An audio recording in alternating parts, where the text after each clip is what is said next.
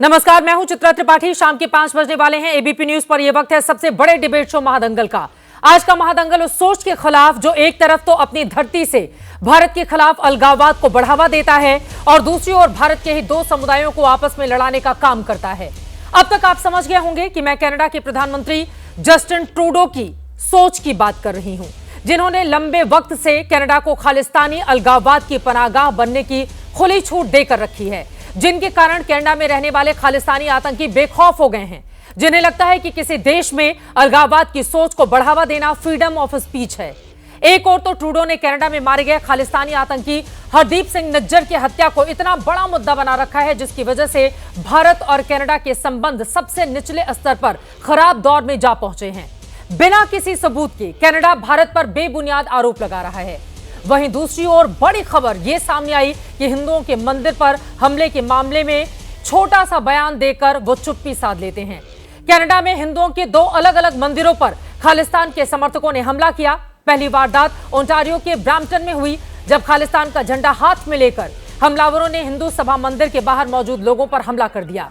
वहीं दूसरी वारदात ब्रिटिश कोलंबिया के सरे में हुई, जहां पर लक्ष्मी नारायण मंदिर के बाहर खालिस्तान समर्थकों ने लोगों पर हमला कर दिया। आतंकी संगठन सिख फॉर जस्टिस की तरफ से पहले से धमकी देकर इन घटनाओं को अंजाम दिया गया, लेकिन ट्रूडो अपनी अल्पमत की सरकार बचाने में इतने मगन हैं कि उन्हें कोई फर्क नहीं पड़ता है। कनाडा में खालिस्तान के सबसे बड़े समर्थक जगमीत सिंह की न्यू डेमोक्रेटिक पार्टी के भरोसे ट्रूडो की इस वक्त सरकार चल रही है। क्या यही वजह है कि ट्रूडो ने चुप्पी साध रखी है? आज बात कनाडा में मंदिरों पर हमले की घटनाओं को लेकर पटियाला से कांग्रेस के सांसद धर्मवीर गांधी के बयान की भी होगी, जो अलगाववादियों की निंदा करने के बदले भारत की सुरक्षा एजेंसियों पर ही सवाल खड़े कर रहे हैं। आखिर देश की विदेश नीति को लेकर यह कैसी राजनीति है? इन तमाम सवालों की चर्चा करेंगे, जवाब तलाशने की करेंगे कोशिश, लेकिन उसके पहले महादंगल की यह रिपोर्ट देखिए।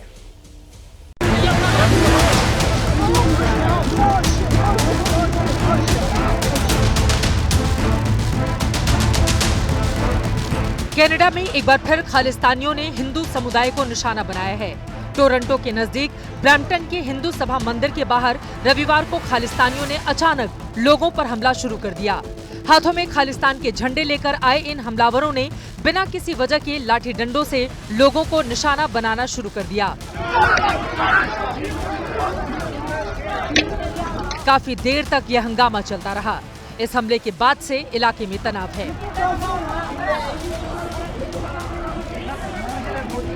हमने जो देखा it was very unfortunate through out the day, कह सकते हैं 4-5 घंटे जो चला वो it's a very unfortunate. Temple attack was something it looks like pre plan. मंदिर पर हमले की एक और घटना ब्रिटिश कोलंबिया के सरे में लक्ष्मी नारायण मंदिर के बाहर हुई। यहाँ भी खालिस्तानी समर्थकों ने लक्ष्मी नारायण मंदिर के बाहर मौजूद लोगों पर हमला कर दिया। ये वारदात तब हुई जब खालिस्तान समर्थकों ने खुलेआम मंदिर के बाहर हमले की धमकी दी थी। एबीपी न्यूज के पास आतंकी संगठन सिख फॉर जस्टिस का वो पोस्टर है जिसे घटना से 48 घंटे पहले जारी किया गया था, लेकिन धमकी के बावजूद कनाडा की सरकार ने खालिस्तान समर्थकों को रोकने के लिए कोई बंदोबस्त नहीं किया।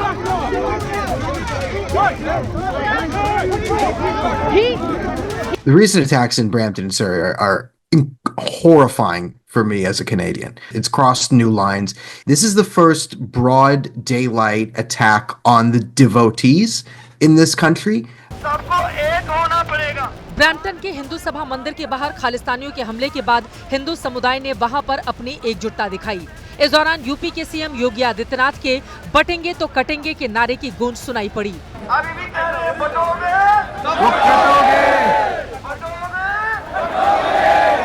कनाडा में हिंदुओं पर हमले की चर्चा देश में भी हो रही है, लेकिन कांग्रेस सांसद धर्मवीर गांधी ने तो इसे अलग ही मुद्दा बना दिया।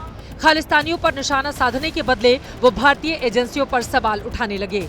काफ़ी संभावना माने और काफ़ी कुछ थोड़े सबूत भी ने कि किमें इंडियन ਏਜੰਸੀਆਂ ਇਹ ਹਊਆ ਖੜਾ ਕਰਕੇ ਰੱਖਦੀਆਂ, ਜਿਹਨੂੰ ਆਪਾਂ ਧਾਰਮਿਕ ਧਰਮਾਂਤਾ ਕਹਿੰਦੇ ਹੈਗੇ ਜਾਂ ਫਿਰ ਜਿਹੜੀਆਂ ਭਾਰਤੀ ਏਜੰਸੀਆਂ ਹੈਗੀਆਂ ਇਹ ਉੱਥੇ ਮੁਲਕਾਂ ਵਿੱਚ ਇੱਕ ਹਾਲਤ खड़ी कर रही हैं। ये कांग्रेस में एक फैशन बन गया है। विरोध के लिए विरोध समझ आता है, लेकिन आप विरोध करते करते देश का विरोध करेंगे, देश की एकता अखंडता का विरोध करेंगे। भारत पहले से ही जस्टिन ट्रूडो पर खालिस्तानियों का समर्थक होने का आरोप लगाता रहा है। मंदिर पर हमले की घटनाओं ने एक बार फिर साबित कर दिया खालिस्तान के नाम पर ट्रूडो इस तरह की चुप्पी क्यों साध लेते हैं।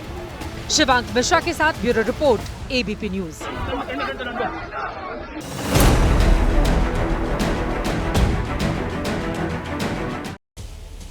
जब बात दुनिया के किसी भी देश में हिंदू विरोधी हिंसा की होती है तब बांग्लादेश को भूला नहीं जा सकता। बांग्लादेश में 4 महीने पहले यानी 5 अगस्त को शेख हसीना सरकार के तख्तापलट के बाद हिंदू विरोधी हिंसा की हर रोज खबरें सामने आ रही हैं। हिंदुओं के धार्मिक स्थलों पर हमले हो रहे हैं, हिंदू महिलाओं को निशाना बनाया जा रहा है, हिंदुओं को अपनी नौकरी छोड़ने के लिए धमकाया भी जा रहा है। पिछले 4 महीनों के दौरान हिंदुओं के खिलाफ 2000 से ज्यादा हमले बांग्लादेश में हो चुके हैं। लेकिन इन हमलों के खिलाफ पिछले दिनों बांग्लादेश में हिंदू समुदाय ने जोरदार प्रदर्शन किया। तस्वीरें आपके सामने हैं। चटगांव में सनातन जागरण मंच के बैनर तले लाखों हिंदुओं ने हिंसा पर रोक लगाने की मांग को लेकर रैली का आयोजन किया था। इस दौरान हिंदुओं ने अपनी सुरक्षा और सम्मान के लिए बाकायदा 8 मांगे भी रखी थी।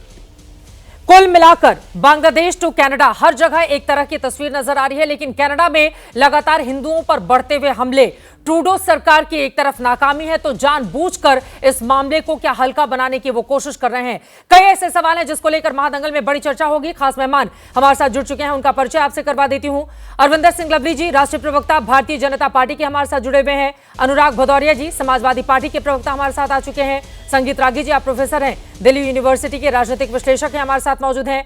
मेजर जनरल विशंबर दयाल जी, रक्षा विशेषज्ञ हैं, आप भी हमारे साथ जुड़ चुके हैं। कर्नल दानवीर सिंह जी, आप रक्षा विशेषज्ञ हैं, स्टूडियो में हमारे साथ मौजूद हैं। अशोक सज्जनहार जी, पूर्व राजदूत, हमारे साथ जुड़ चुके हैं। और हमारे साथ इस वक्त जगविंदर पटियाल, मेरे सहयोगी, स्टूडियो में मौजूद हैं। जगविंदर, सबसे पहले आपसे ही शुरुआत करते हुए, लगातार इस तरह के हमले बढ़ते हुए चले जा रहे हैं। भारत सरकार ने कहा है कि तत्काल बड़ी और कड़ी कार्रवाई करे कनाडा सरकार। किस तरह की उम्मीद की जा रही है? अब तक क्या हुआ है वहां पर? देखिए, सबसे पहली बात यह है कि ट्रूडो एक तरह से कठपुतली बना हुआ है जगमीत सिंह की। जगमीत एनडीपी का चीफ है और एनडीपी का चीफ होने के नाते वो अपनी सिर्फ 25 सीटों के कारण कैसे 153 सीटों वाली ट्रूडो की सरकार को लगातार 4 साल से चलाया जा रहा है। अब उसने समर्थन बाहर से दिया है। उसको पता है कि आज बाहर से समर्थन देकर वो चाहे जो भी चाहता है वो करवा लेगा, और वो सिखों का सबसे बड़ा लीडर वहां बनना चाहता है। भारत में उसकी एंट्री बैन है और उसके जिस तरह से निज्जर के साथ संबंध रहे हैं उन तमाम संबंधों से भी कुछ भी छुपा नहीं है। ऐसे में जगमीत अपना एजेंडा रोल कर रहा है, लेकिन वो कंधे पर सवार है ट्रूडो के, और ट्रूडो इस बात को समझ नहीं रहा है। जो फ्रीडम ऑफ एक्सप्रेशन है उसको देखते हुए, जिस तरह वहां ह्यूमन राइट वायलेशन नहीं होंगे, इन चीजों को देखते हुए जैसी इजाजत दी गई है उसको देखते हुए सबसे बड़ी बात कनाडा के लिए यह है कि लॉ एंड ऑर्डर की सिचुएशन उनके यहां ही खराब होगी।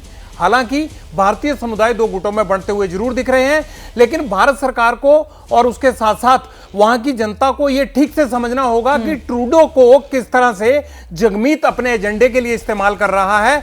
और ट्रूडो को ये ट्रूडो निंदा करते हुए नजर आ रहे हैं, उनकी निंदा के कुछ मतलब निकाले जा सकते हैं।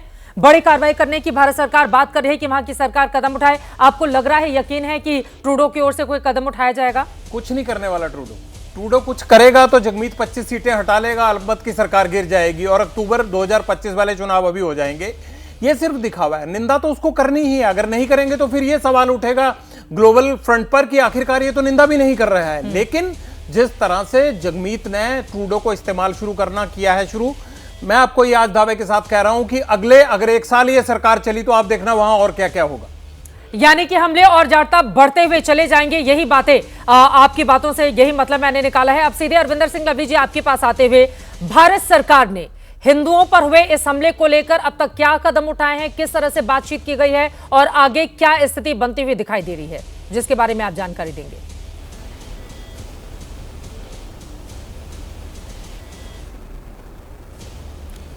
अरविंदर सिंह लवली जी, आपसे ही ये सवाल है मेरा।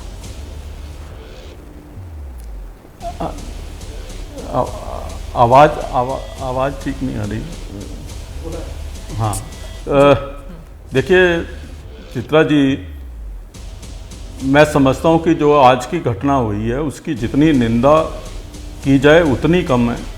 और निश्चित तौर पे ना केवल भारत की संस्कृति, चाहे वो धार्मिक संस्कृति हो चाहे वो सोशल संस्कृति हो, वो इस तरीके की हरकत की इजाज़त नहीं देती। और ये पूरी दुनिया के सामने प्रश्न चिन्ह है कि आज कनाडा के अंदर कनाडा की सरकार जिस तरीके के अपने चुनावी राजनीति को अंजाम पहुंचाने की हरकतें कर रही है, वो निश्चित तौर पे पूरी दुनिया के लिए जो है वो एक उदाहरण है और भारत की संस्कृति, भारत की नीति के साथ खेलने का प्रयास कर रही है। जो कनाडा की सरकार कल तक ये कह रही थी कि वो भारत की एजेंसियां उस पर नजर रखी हुई है, वो आज अपने देश की निगरानी नहीं कर पा रही। वहां इस तरीके के हालात जो है वो बन रहे हैं। और मैं समझता हूं कि मेरे लिए ना केवल एक हिंदुस्तानी होने के नाते बल्कि सिख धर्म होने के नाते भी हमारे धर्म के असूलों के खिलाफ कुछ ये डिसग्रंटल्ड एलिमेंट्स का इस्तेमाल कनाडा की सरकार अपने राजनीतिक हित साधने के लिए कर रही है। वो पूरी दुनिया के सामने जो है हमारा सिर शर्मिंदा करता है। गुरु नानक देव जी का वो धर्म जो सब धर्मों की इज्जत करना सिखाता है, वो धर्म जिसमें महाराजा रंजीत सिंह जब इस देश के राजा थे तो जितना सोना उन्होंने हरमंदिर साहब को बनाने के लिए दिया उतना ही सोमनाथ मंदिर के लिए भी उन्होंने दिया हो। हम उस संस्कृति की विरासत जो है हम लोग करते हैं। और आज दुर्भाग्य की बात है कि अपने राजनीतिक हित साधने के लिए कुछ डिसग्रंटल आदमियों का आप इस्तेमाल कर रहे हैं। आप हिंदुस्तान का सिख क्या सोचता है, दुनिया का सिख क्या सोचता है, उसकी भावनाओं के अलग जाके अपनी राजनीतिक रोटियां सेकने का काम करके हमारे देश को बदनाम करने की साजिश आप लोग कर रहे हो। मैं समझता हूँ इसकी जितनी निंदा की जाए उतनी कम है। और इस तरीके की राजनीतिक रोटियां सेक के उनका तो कुछ भला हो या ना हो, लेकिन मैं उनको ये चेतावनी देना चाहता हूं कि आपकी इन हरकतों से भारत की संस्कृति को और भारत की मजबूती पे कोई असर पड़ने वाला नहीं है। और विश्व पटल पे हमेशा जो है भारत ने मजबूती के साथ अपने बात रखी है, प्रधानमंत्री जी ने मजबूती के साथ भारत का पक्ष रखा है, उसमें भारत पीछे हटने वाला नहीं है आगे भी। और कनाडा को बाज आना चाहिए इस तरीके की हरकतों से। ठीक है, लेकिन सरकार किस तरह से कूटनीति के स्तर पर या जैसे भी और कदम उठा रही है इसके बारे में आप जानकारी दीजिएगा। लेकिन अपने रक्षा विशेषज्ञों के पास जाऊं, लेकिन पहले अनुराग भदौरे जी आपके पास आते हुए, अब इंडिया गठबंधन के नेताओं की ओर से अगर इस मामले में भी कूदकर गैर जिम्मेदाराना बयान दिए जाएंगे, कम से कम जो देश हित से जुड़ा हुआ मामला है उसमें सोच समझकर तोलमोल कर बोलना चाहिए। देखिए, कांग्रेस के सांसद है धर्मवीर गांधी, जिन्होंने खालिस्तानियों को निशाना बनाने के बजाय वो अपनी ही भारतीय एजेंसियों पर सवाल खड़े कर रहे हैं। क्या ये दिन देखने पड़ेंगे अपनी अपनी राजनीति चमकाने के लिए इस देश के भीतर?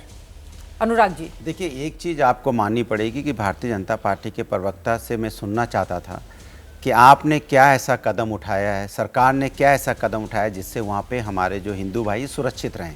उसके बारे में उन्होंने कुछ नहीं बताया, ज्ञान दिया। वो ज्ञान सबको पता है, जो वहाँ हुआ है वो टीवी पे चल रहा है, सब देख रहे हैं। सरकार ने क्या किया ये बताइए। इसी तरह से जब हम बांग्लादेश में हुआ था, सरकार आज तक नहीं बता पा रही कि सरकार ने क्या किया वहाँ लोगों को बचाने के लिए। आप इस तरह की लगातार जो हमारी विदेश नीति कहीं ना कहीं फेल हो रही है, आखिर उसकी वजह क्या है ये भी मुझे जानना चाहिए कि हमारे लोगों पे जिस तरह से हमले हो रहे हैं, भाई आखिर सुरक्षित क्यों नहीं है? भाई कनाडा तो सबसे सुरक्षित जगह मानी जाती थी, पहले तो ऐसा कभी सुनने को नहीं मिला। पत्रकार महोदय भी कह रहे थे पहली बार इतिहास में ऐसा देखने को मिला है किस तरह का हमला हुआ है।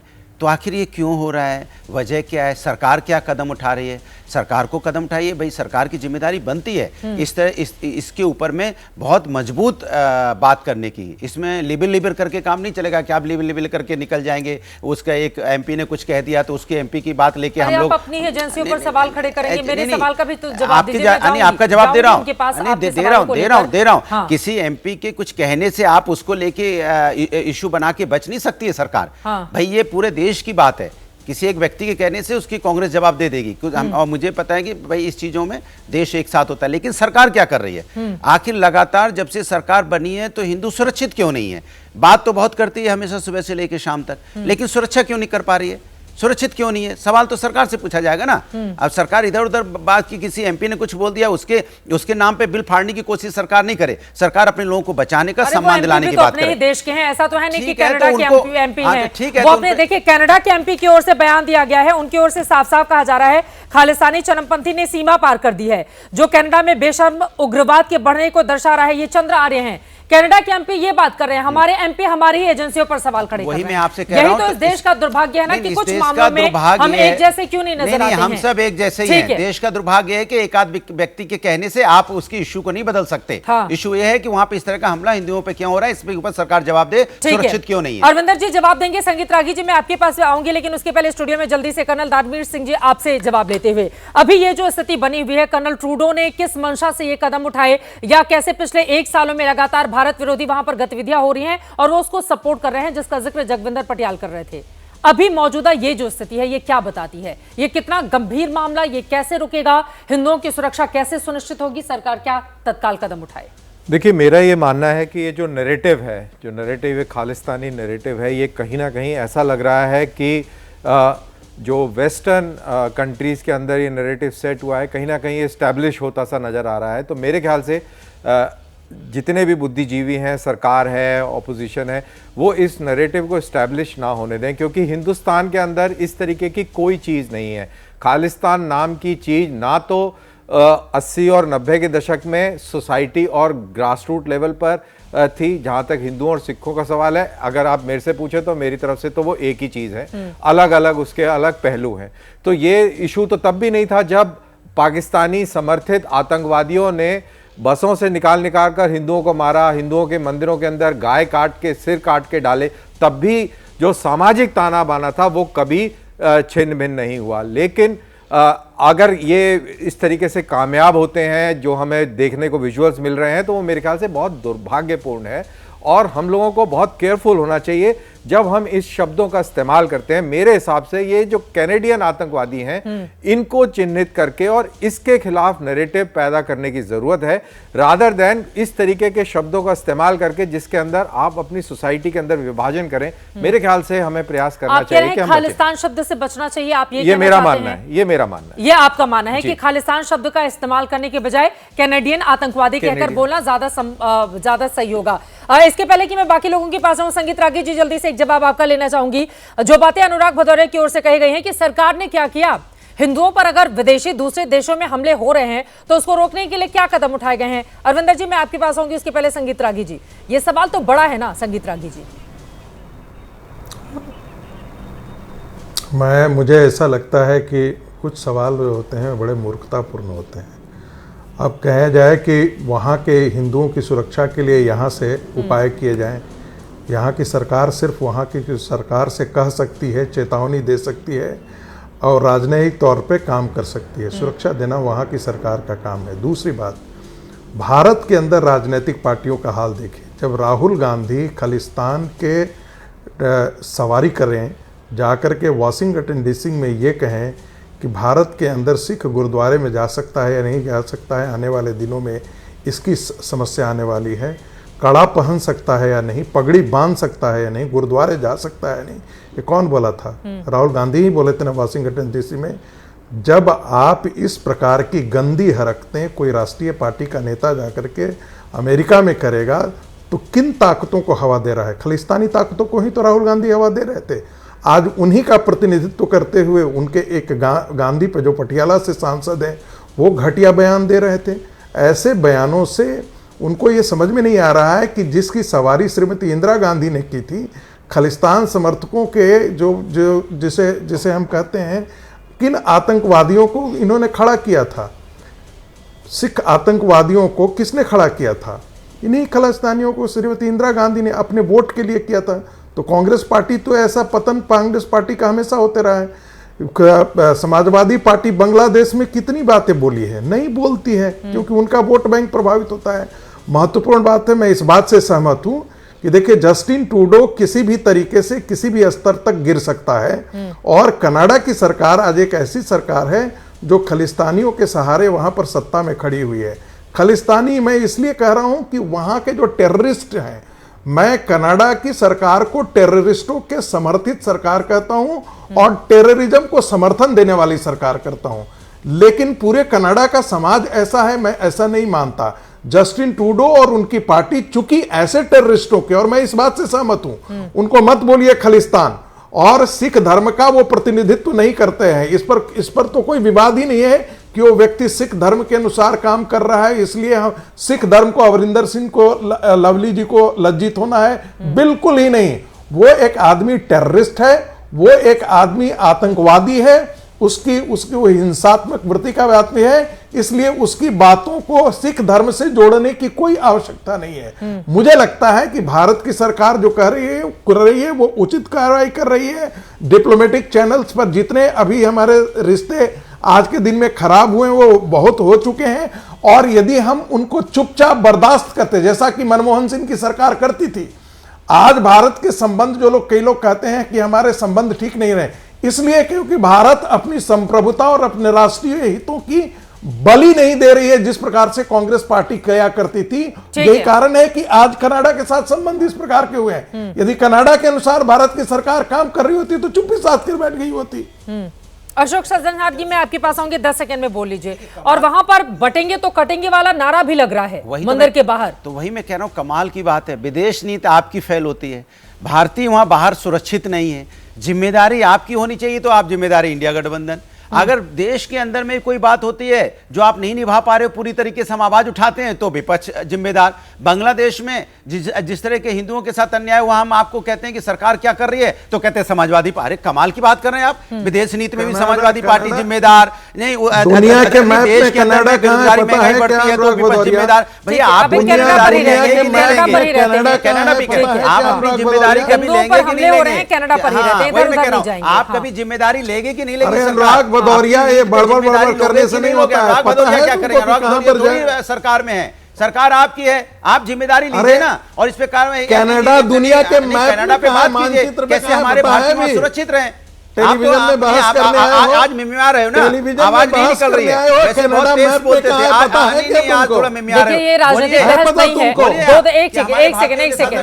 एक सेकंड, इसको ये तू मैं की पॉलिटिक्स में नहीं लेकर आते हैं। देखिए, मामला बहुत गंभीर है और हम देख पा रहे हैं कि वहां पर हिंदुओं पर हमले के बाद लोग कितने डरे हुए हैं। ठीक है, मैं आगे बढ़ते हुए अब अपने बाकी मेहमानों को लेकर आऊंगी। अरविंदर जी, वो कुछ बोलना चाह रहे हैं, जल्दी से आप जवाब दे दीजिए, उसके बाद अशोक सज्जनहार जी मैं आ रही हूं आपके पास। लवली साहब बोलिए। देखिए, मैं ये कहना चाहता हूं कि भारत की सरकार तो भारतीय चाहे दुनिया के किसी कोने में हो, हाँ, उनकी मदद के लिए नरेंद्र मोदी जी और भारत की सरकार जानी जाती है। सरकार उनकी मदद करेगी, लेकिन प्रश्न ये होता है कि ऐसी मूवमेंट के ऊपर भी पूरा देश एक साथ खड़े होने के सरकार के साथ, एक ऐसे देश के खिलाफ जिसने अपनी पॉलिटिक्स के लिए डिप्लोमेटिक रिलेशन तक भारत से खत्म करने में जो है कसर नहीं छोड़ी, उसके खिलाफ पूरे देश को एकजुट होकर खड़ा होना चाहिए। और इसमें भी अगर हम राजनीति करेंगे, और वो भी एक ऐसे इश्यू के साथ जिसकी कोई जस्टिफिकेशन आज कनाडा देने की स्थिति नहीं है, जब पूरे देश को एकजुट खड़ा होना चाहिए देश की सरकार के साथ, अगर उसमें भी हम ये प्रश्न में पड़ेंगे कि इनकी सुरक्षा के लिए सरकार क्या करिए, सरकार तो करेगी, सरकार भारतीयों को अकेला नहीं छोड़ेगी। लेकिन प्रश्न ये है कि विपक्ष का काम क्या केवल और केवल सरकार की कमियां खिलाने और जो है विदेशी भूमि पे जाके प्रश्न चिन्ह अलग अलग धर्मों के ऊपर उठाने का ही है। ये एक ऐसा मौका है जब पार्टी पॉलिटिक्स से ऊपर उठ के पूरे विपक्ष को सरकार के साथ खड़े होना चाहिए। और हिंदुस्तान की लड़ाई है ये किसी पार्टी विशेष की लड़ाई नहीं है, देश की लड़ाई है, देश के नागरिकों की लड़ाई है। देश के दो धर्म के लोगों को एक दूसरे के खिलाफ लड़ाने की साजिश कनाडा कर रहा है, जहां प्रत्येक भारतवासी को मजबूती के साथ खड़े होकर इस देश की लड़ाई लड़नी चाहिए, बजाय इसमें राजनीति करनी। बिल्कुल, ये महत्वपूर्ण बात है। अशोक सज्जनहार जी, अब सीधे आपके पास आते हुए, ये देश के भीतर की पॉलिटिक्स कैसी है उस पर नहीं जाते हुए, क्योंकि हमने देखा है बहुत सारे ऐसे विषय होते हैं जिस पर अपनी राजनीति को हमारे राजनेता पीछे रख सकते हैं, लेकिन यहाँ के न राजनेता बाज आते हैं उससे और ना ही राजनीति उससे इतर जाती है। लेकिन अभी जो मौजूदा स्थिति है अशोक जी, क्या कदम उठाए जाने चाहिए? क्योंकि ट्रूडो को लेकर भरोसे की भी कमी है, वो अपनी सरकार बचाने की जद्दोजहद में लगे हुए हैं। लगातार हिंदुस्तान विरोधी वहां पर तमाम क्रियाकलाप हो रहे हैं जिसको बढ़ावा देने के लिए उनकी सरकार जानी जाती है।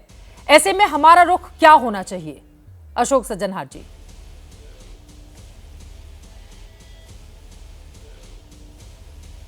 देखिए, बहुत शुक्रिया चित्रा जी मुझे आमंत्रित करने के लिए। और मैं समझता हूं जो सरकार को करना चाहिए वो सरकार पूरी तरीके से कर रही है। देखिए, वहां पर ना बांग्लादेश में और ना ही कनाडा में हम अपनी फौज को नहीं भेज सकते हैं जो जाइए वहां पर आप हिंदुओं की रक्षा कीजिएगा। देखिए, हमारे पास कुछ डिप्लोमेटिक इंस्ट्रूमेंट्स अवेलेबल हैं, डिप्लोमेटिक मेथड्स अवेलेबल हैं, उन सबका हम प्रयोग कर रहे हैं। देखिए, अगर होता तो उनकी ये जब कनाडा के प्रधानमंत्री ने 18 सितंबर पिछले साल को अपनी पार्लियामेंट में खड़े होकर कहा जो भारत इसमें इन्वॉल्व है हरदीप सिंह निज्जर के असैसिनेशन में, तो हम कुछ ना कुछ ऐसे गोलमोल कर देते। हमने बहुत ही जोर से जवाब दिया। अभी जब उन्होंने कहा जो आपके हाई कमिश्नर इसमें इनको हम इंटरोगेट करना चाहते हैं, हमने उनको तुरंत बुलाया और उनके हाई कमिश्नर को यहां से निष्कासित किया। देखिए, डिप्लोमेटिकली जो कुछ हम कर सकते हैं कर रहे हैं। दूसरी चीज जो हम कर सकते हैं, इनका जो ये 5 आईज का नेटवर्क है जहां से इनको थोड़ी बहुत ही इंटेलिजेंस मिली होगी, पर कोई एविडेंस नहीं है, कोई सबूत नहीं है उनके पास। तो हम उनको भी कह रहे हैं, अमेरिका से कह रहे हैं, उनको सेंसिटाइज कर रहे हैं, और कनाडा के जो लोग हैं उनको कह रहे हैं, जो अगर ये ट्रूडो ऐसी नीति अपनाएंगे तो उससे उनको अपना नुकसान होने वाला है, भारत का नुकसान नहीं होने वाला। हम देख रहे हैं वहां पर जो ऐसी जो प्रोटेस्ट हो रहे हैं, वायलेंस आ रही है।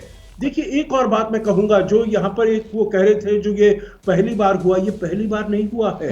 आप 1985 को याद रखिए, तब भी खालिस्तानी थे वहां पर, हमारे 327 लोग मारे गए थे कनिष्का बॉम्बिंग में, जब वहां से वो चला था। तब भी इंदिरा गांधी ने कहा था तलविंदर सिंह परमार को आप यहां पर एक्स्ट्राडाइट करिए, उन्होंने नहीं किया। हमने भी अभी इनको कहा हुआ है 26 लोगों को एक्स्ट्राडाइट करने के लिए भारत में, वहां से कोई वो नहीं, एक्शन नहीं लिया गया है। लेकिन अशोक सज्जन हर जी 1984-85 की परिस्थितियां अलग थी। 84 में इंदिरा गांधी की हत्या होते उस समय की परिस्थितियां अलग थी, लेकिन मौजूदा वक्त में बीते 1 सालों में ये जो परिस्थितियां बदली हैं, ये हम सबके लिए ज्यादा चिंताजनक है।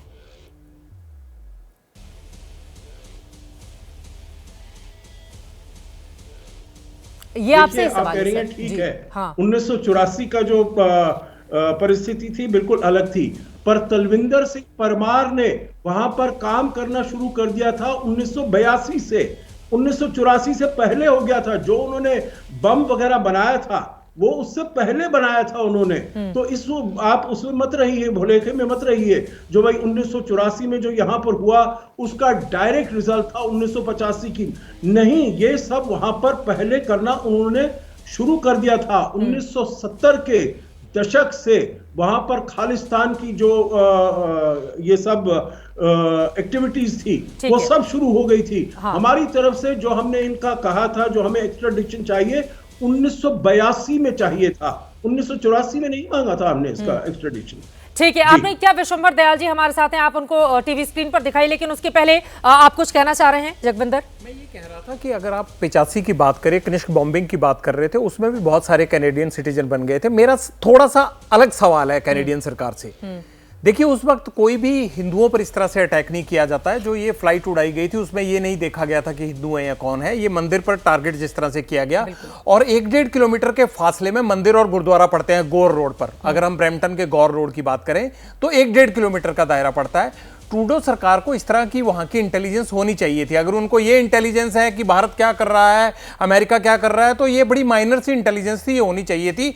वहां सुरक्षा के पुख्ता इंतजाम करने चाहिए थे। दूसरी बात रही जो 1985 की, उल्टा सवाल है कि कनिष्क बॉम्बिंग के लोगों को इंसाफ देने के लिए ट्रूडो सरकार ने क्या किया? आखिरकार उन पर कौन सा दबाव है कि वो लोग आज भी इंसाफ की मांग कर रहे हैं? और वो लोग कहते हैं कि जो उनको जस्टिस मिलना चाहिए, और वो कैनेडियन सिटीजन है ज्यादातर। अगर 331 लोग मारे गए थे तो उनमें से ज्यादातर कैनेडियन सिटीजन थे। उनके लिए ट्रूडो सरकार ने क्या किया? तो सवाल एक बार फिर ट्रूडो की सरकार के ही आगे है कि आप तब भी खामोश रहे, 40 साल से आपने इंसाफ नहीं दिया, अब फिर उस तरह की घटनाएं होने लगी हैं तो एक बार फिर आप खामोश हो रहे हैं, केवल निंदा कर रहे हैं। विश्वंभर दयाल जी का एक जल्दी से मैं टिप्पणी ले लेती हूं। बहुत देर से आपकी एक भी टिप्पणी नहीं हो पाई है, सब माफी के साथ मैं देर से आपके पास आ रही हूं। सवाल बड़ा ये है जिसका जिक्र यहां पर जगविंदर भी कर रहे थे। देखिए, मौजूदा वक्त में पहले तो हमले की धमकी दी जाती है, उसके बाद हमला कर दिया जाता है, और फिर वहां की सरकार बैठ के इसकी निंदा करती है, आलोचना करती है। बात सिर्फ इतने से बनेगी नहीं। क्या परिस्थितियां किस ओर आगे बढ़ता हुआ आप देख रहे हैं?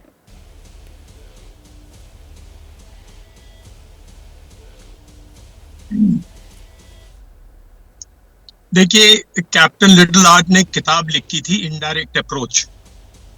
ये तो डायरेक्ट चीज दिख रही है, जो चीज दिख रही है हम सबको, हम उसके बारे में बोल रहे हैं। भारत और कनाडा के रिश्ते 120 साल 125 साल पुराने हैं। बिल्कुल। और इससे ट्रूडो अकेले को इतना भारी पॉलिटिकल गेन नहीं मिलने वाला जितना हम बवंडर बना रहे हैं। इस पूरी की पूरी चाल के पीछे कौन है? भारत में किसका इंटरेस्ट है? भारत के पंजाब को कौन डिस्टर्ब करना चाहता है? क्या कनाडा डिस्टर्ब करना चाहता था? क्या अमेरिका डिस्टर्ब करना चाहता है? क्या इंग्लैंड डिस्टर्ब करना चाहता है? भारत के पंजाब को पाकिस्तान, सिर्फ आईएसआई और पाकिस्तान डिस्टर्ब करना चाहता है, और चाइनीज डिस्टर्ब करना चाहते हैं, जो कनाडा के अंदर नंबर 2 इन्फ्लुएंशियल पॉपुलेशन बन जाएगी अगर भारतीय मार्जिनलाइज हो जाएंगे, डिवाइड हो जाएंगे। ये हकीकत है ग्राउंड की। इस पूरी की पूरी चाल में ट्रूडो भी कहीं ना कहीं खेल गए हैं। आई एम नॉट, उसको मैं माफ नहीं कर रहा हूं।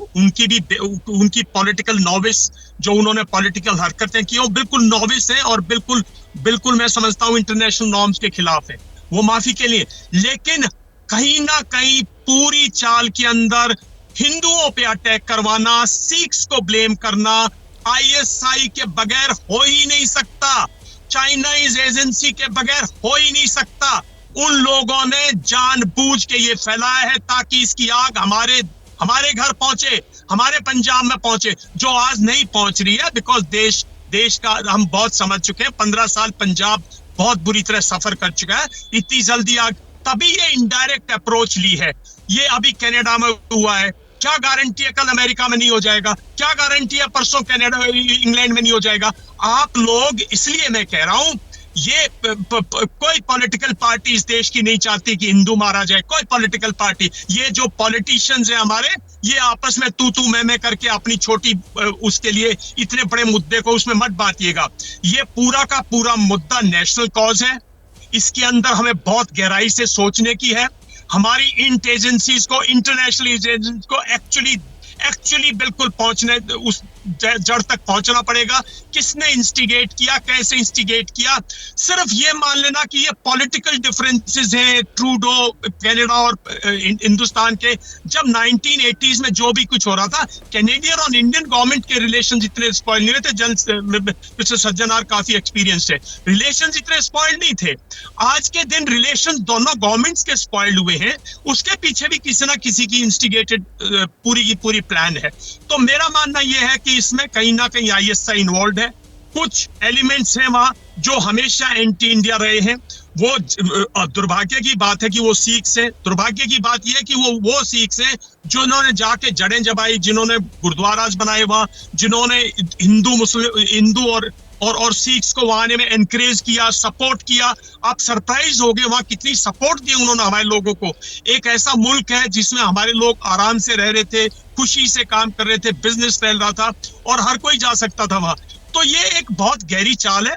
इसमें काफी एजेंसीज इन्वॉल्व हैं और उसमें रियली हमारी एजेंसीज को काम करने की आवश्यकता, रियली एज ए कंट्री हमें काम करने की आवश्यकता। और हमें यहाँ इंडिया के अंदर, मेरा मानना यह है कि किसी किस्म की, बिल्कुल I agree with my friend Danveer की भाई यहाँ कोई खालिस्तान नहीं है। शब्द इस्तेमाल करना बंद करो। या कोई हिंदूज और सिख्स के भी, ये एक रिलीजन है। सिखिज्म इज हमारे, अगर पूरे हिंदुस्तान को लो, अगर हिंदू को लो तो सिख, कल आप कहाँ तक जाओगे? आप सिख्स पे जाओगे, कल आप जैन्स पे जाओगे, बुद्धिस्ट पे जाओगे, कहाँ जाओगे? कहीं के हाथ से होंगे ना। बंद कीजिए प्लीज। मैं तो इस डिबेट के भी खिलाफ था, मैं आना नहीं चाह रहा था। सिर्फ मेरा मानना यह है कि इसमें ISI पूरी तरह इन्वॉल्व है। वो नहीं घुस सकता। उसने कोशिश की, उसने गुरुद्वारा खोला, उसने सब कुछ किया, हमारे टूरिस्ट गए वहां, सब कुछ होता रहा। बहुत कोशिश कर चुका वो, दुनिया भर की वहां से क्रॉस बॉर्डर आर्म्स भेजता है वो, through UAVs, cross border narcotics भेजता है थ्रू। वो नहीं सक्सेसफुल हो पा रहा। ये इनडायरेक्ट अप्रोच है। इंडियन कम्युनिटी को अगर इंटरनेशनल उसमें करना है तो हिंदूज और सिख्स में डिफरेंसेस लाइए, उसका वहां असर पड़ेगा और यहाँ हाहाकार मचेगी। हाहाकार मचाने की बजाय एक्शन लीजिए। मेरा मानना ये, एक्शन लीजिए। और हमारे पास बहुत प्रोविजंस है, गवर्नमेंट ही नहीं है, हमारे पास इतने अच्छे गुरुज हैं, हमारे पास सिख्स में इतने अच्छे समझदार लोग हैं, हिंदूज में इतने समझदार लोग हैं। क्यों नहीं जाते 10-12 आदमी? क्यों नहीं जाते कनाडा? क्यों नहीं पीसफुल रेजोल्यूशन के लिए कोशिश करते? लवली साहब, मैं आपकी दाद दूंगा, हमारे पास बहुत अच्छे सिख नेता हैं जो धर्म गुरु हैं, जो बिल्कुल पीस चाहते हैं, हिंदूज भी हैं। आप एक बहुत पुराने पॉलिटिशियन है, दिल्ली के रहने वाले हैं। दिल्ली में तमाम ऐसी कोशिशें हुई हैं, लेकिन अगर सरकार अपने आप को बचाने के लिए इस तरह की गतिविधियों को बढ़ावा देने में लग जाए, ये डिबेट इसलिए है कर्नल। ठीक है साहब, आपकी बात हो गई। ठीक है, आपने महत्वपूर्ण बात उठाई है, लेकिन आपको मैं बताऊं कि वहां पर जिस तरह की परिस्थिति मौजूदा वक्त में बनी हुई है, वहां पर हिंदू समुदाय अगर संकट में खड़ा हुआ है, इस वजह से ये डिबेट हो रही है। और ये डिबेट बहुत जरूरी है क्योंकि कनाडा, बांग्लादेश, हर जगह हम देखते हुए चले आ रहे हैं। मैं आपके पास आऊंगी संगीत रागी जी, लेकिन जयेश ब्रह्म भट्ट इस वक्त हमारे साथ, जो चश्मदीद हैं, वो इस वक्त कनाडा से हमारे साथ लाइव जुड़ चुके हैं, जिनके जरिए हम जानेंगे कि क्या हुआ था। जयेश जी, कब, कहां, क्या हुआ था? वो कौन लोग थे? किस तरह से आए? उन लोगों ने हमला किया? क्या जानकारी देंगे आप? सबसे पहले चित्रा जी, ये मामला अपनी टीवी पे उठाने के लिए धन्यवाद। सभी भारतीय वासियों को हमारा प्रेम भरा नमस्कार, सत श्री अकाल। यहाँ पर आमतौर सिख और हिंदू यूनाइटेड वे में रहते हैं। मैं कनाडा में पिछले 24 साल से रह रहा हूँ, लेकिन यहाँ पर पिछले 5 साल में गतिविधियां इतनी तेज हो गई है कि हिंदू लोगों का जीना थोड़ा मुश्किल हो गया है। कल वहां पर एक लाइफ सर्टिफिकेट कैंप का आयोजन किया था, जैसे गुरुद्वारा में भी होता है, मॉस्क में भी होता है, मंदिर में भी होता है और स्कूल में भी होता है, कि जो पेंशनर्स होते हैं इंडिया में उनको लाइफ सर्टिफिकेट चाहिए तो वो कॉन्सुलेट जनरल ऑफिस वो जारी करती है। तो ऐसा ही एक कैंप यहाँ पर जो हिंदू सभा मंदिर है ब्राम्पटन में, वहां पर रखा गया था। और लोग हमारे कनाडा के जो तीनों पार्टी के लोग हैं, चाहे लिबरल ट्रूडो सरकार हो, पियर पोलिवर की कंजर्वेटिव हो या फिर एनडीपी हो, किसी के बस की बात नहीं है कि वो कहे कि खालिस्तानी समर्थक।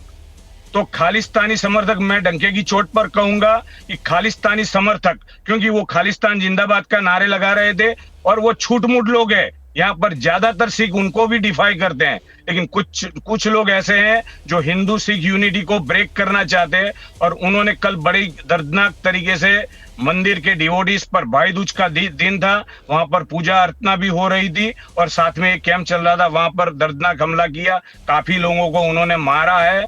जब पुलिस फोर्स उस वक्त तैनात इतनी नहीं थी, एक ही गाड़ी थी, और बाद में जब हम गए तो और गाड़ियां आने लगी। लेकिन पुलिस का व्यवहार भी बड़ा ही भेदभावपूर्ण रहा, क्योंकि यहाँ की पुलिस इन लोगों से दबी हुई है। ये जो साजिश है सालों से चलती है, कनिष्क बॉम्ब से लेके अभी तक, तो ये लोग बस उनके दबाव में आके, पुलिस फोर्स भी न्यूट्रल काम नहीं कर रही है। इसलिए हिंदुओं की अपने बलबूते पर खड़े रहने की बस एक हिम्मत है, उसको हम सबको सलाम करते हैं। और दूसरी बात, मैंने जैसे कहा, दूसरी हर कम्युनिटी ये मामले में हिंदूज को सपोर्ट कर रही है, यहाँ की लोकल गोरे लोग भी। ठीक है, आपका ये कहना है कि वहां पर हिंदू सिख लोग सालों से एक साथ रहते हैं, लेकिन चंद मुट्ठी भर कुछ ऐसे लोग हैं जो दोनों के ताल्लुकात को, रिश्ते को बिगाड़ने की कोशिश कर रहे हैं। हमारे साथ स्टूडियो में भी लोग हैं, वो आपसे सवाल पूछेंगे, लेकिन जयेश भट्ट जी, उसके पहले एक और सवाल जिसका जवाब मैं आपसे जानना चाहूंगी। जिस वक्त ये हमले हुए, कितनी तादाद में आप लोग वहां पर मौजूद थे? कई लोग गंभीर रूप से जख्मी भी हैं, आपने अपनी आंखों से क्या देखा? जब मुझे पता चला वो टाइम पे हमला हो चुका था, लेकिन हमारे जाने के बाद भी हमले जारी रहे।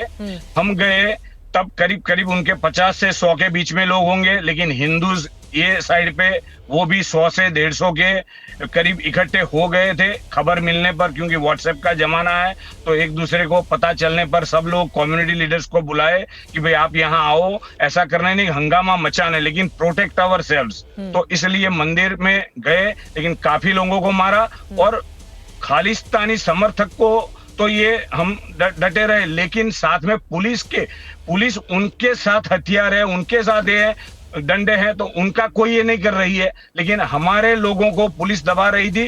मंदिर में एंट्री उन्होंने ली, तो मंदिर की एंट्री प्रोटेस्ट करने का freedom of right, expression and speech है, लेकिन मंदिर में अंदर जाके, कंपाउंड के अंदर जाके, वीडियो मेरी टाइमलाइन पर आज भी मौजूद है, तो वो उनको प्रोटेस्ट को ये नहीं कर रहे थे, रोक नहीं रहे थे, बल्कि हमको अंदर धकेल रहे थे। और हमारे काफी लोगों को पुलिस ने भी मारामारी करके इंजर्ड किए हैं। जगविंदर, मेरे सहयोगी हैं जगविंदर पटियाल, आपसे सवाल पूछना चाहते हैं। हाँ जी, वैंकूवर के गुरुद्वारा में भी पेंशन का कैंप लगना था और उनको इस बात की आशंका की, तो उन्होंने खालसा दीवान के गुरुद्वारा थे, उन्होंने कोर्ट में जाकर इंजेक्शन ऑर्डर ले लिया कि 60 मीटर के दायरे में कोई इस तरह की एक्टिविटी नहीं होगी, उनके कैंप में गड़बड़ नहीं हुई। क्या जो हिंदू टेंपल थे उनको इस बात की आशंका थी तो उनको भी कोर्ट नहीं चले जाना चाहिए था, ताकि उनके कैंप भी ठीक ठाक चल जाते? नहीं, कैंप यहाँ पर गुरुद्वारा में भी हो रहे हैं। मैंने देखा गुरुद्वारा में भी हो रहे हैं, मॉस्क में भी हो रहे हैं, मंदिर में भी हो रहे हैं। तो ऐसा नहीं, ये सबके बेनिफिट के, और वहां सबसे ज्यादा बेनिफिशियरी हमारे सिख भाई बहन थे, जो शायद आर्मी में हो या दूसरे गवर्नमेंट डिपार्टमेंट में हो, जिनको लाइफ सर्टिफिकेट चाहिए। गवर्नमेंट अपने हिसाब से कोई प्रोटेक्शन देना है तो मंदिर को देना चाहिए, क्योंकि उनको पता है मंदिर कोई अपने सिक्योरिटी के अलावा मंदिर कोई पुलिस फोर्स के लिए नहीं करते। सिर्फ शुरू में एक गाड़ी थी और उन्होंने हमला किया तो काफी अंदर गाड़ियों पर भी ये करके उसके शीशे तोड़े या कुछ गाड़ियों को भी नुकसान हुआ है वहां पर।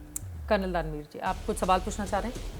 देखिए, मेरा सवाल ये है कि जो उस तरीके के बाद में जो नारे लग रहे थे वहाँ पर, जो गैदरिंग को संबोधन किया जा रहा था बाय द हिंदू लीडर्स, वो कहीं ना कहीं डिविसिवनेस की तरफ ले जाते दिख रहे थे। कोई इस तरीके की बात हो रही थी कि अब हम इकट्ठे हो जाएं, और ऐसा लग रहा था कि वो सेंस ये दे रहे हैं कि अब हम रिटेलिएट करें। तो ये जो वो चाहते हैं, जो इस तरीके के अनासर चाहते हैं, इसमें तो फिर ये समर्थन देने वाली बात हो गई कि भाई हम भी आपके नैरेटिव को सपोर्ट करते हैं और आइए हम इस एकता को तोड़ें और इसको स्वाहा कर दें, तबाह कर दें। नहीं, हिंदू तो डिफेंसिव मोड में है। देखिए, हिंदू को बदनाम करने की ये जो साजिश है, कोई टीवी चैनल करती है या कोई विशेषज्ञ करते हैं, तो ये बड़े दुर्भाग्यपूर्ण है।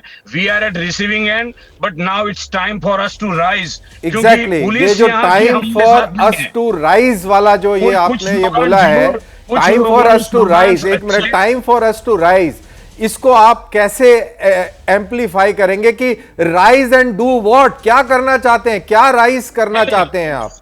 देखो, शुरू में 25 लोग होंगे तो उनको मारा। जब 100 से 150 लोग इकट्ठा हुए तो फिर उनकी ताकत नहीं, तो पुलिस की हाजिरी में उन्होंने मारा है शुरू में। तो राइज का क्या आप इसको कैसे कैसे अंडरस्कोर करके कैसे क्लैरिफाई करेंगे कि Hindu should rise? You have to do your self protection, even police is not doing protection for us.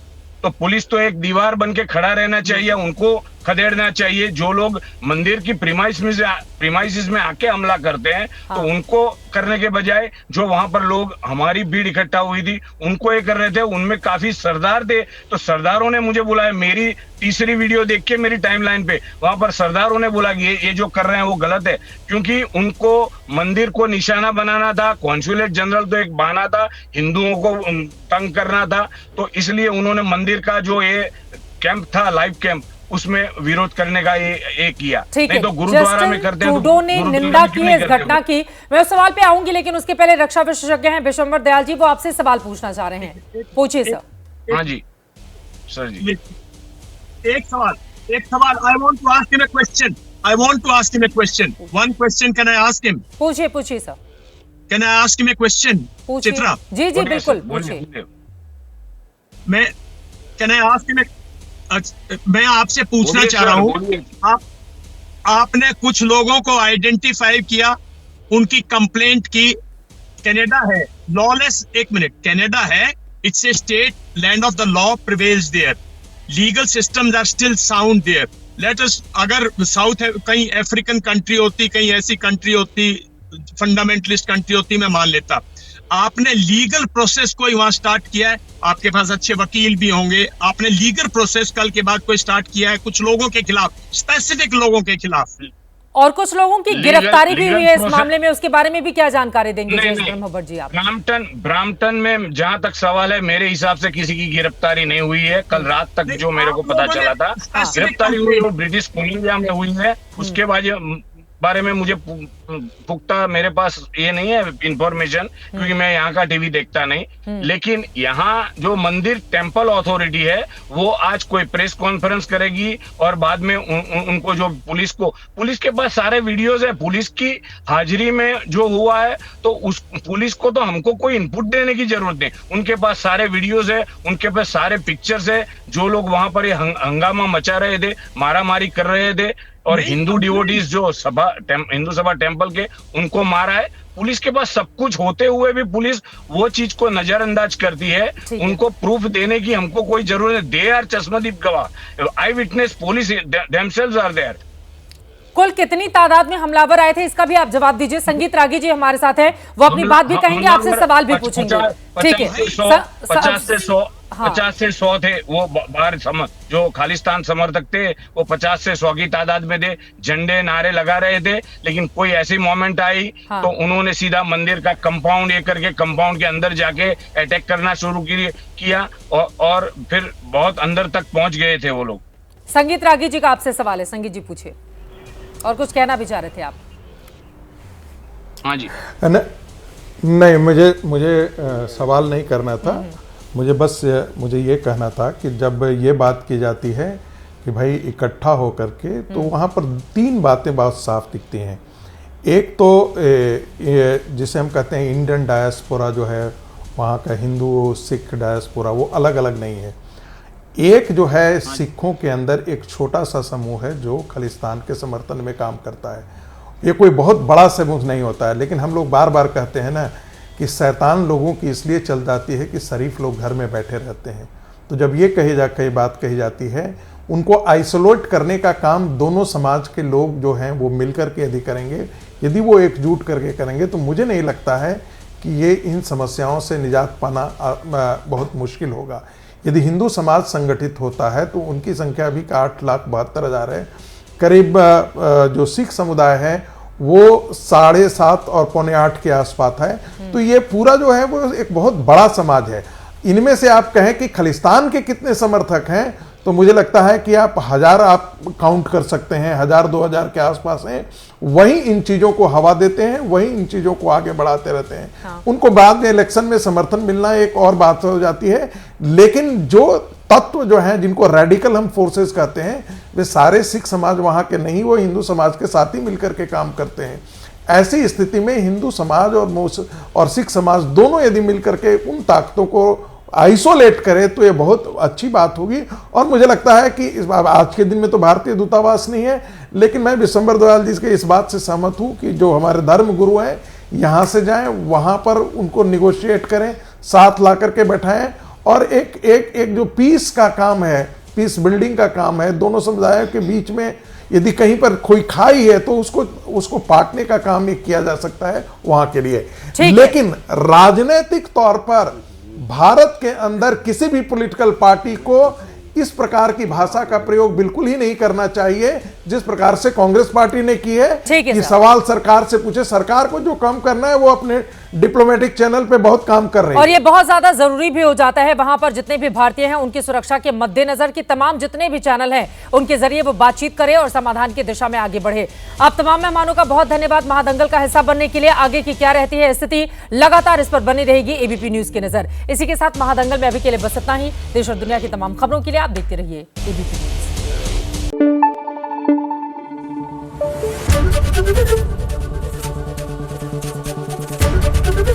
ABP news आपको रखे आगे।